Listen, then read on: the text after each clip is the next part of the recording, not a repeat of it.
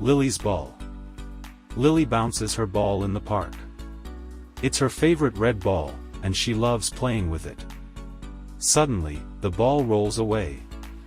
Lily chases after it, but it bumps into a tree and pops. Lily's eyes well up with tears. Her dad kneels beside her. "Don't worry, Lily," he says. "We can buy a new ball." Lily nods, wiping away her tears. They walk to the store, and Lily picks out a bright yellow ball. She holds it tightly, excited to play again. Later, in the park, Lily throws her new ball high in the air. It bounces happily in the sun. Lily smiles, knowing she can still have fun, even with a new ball.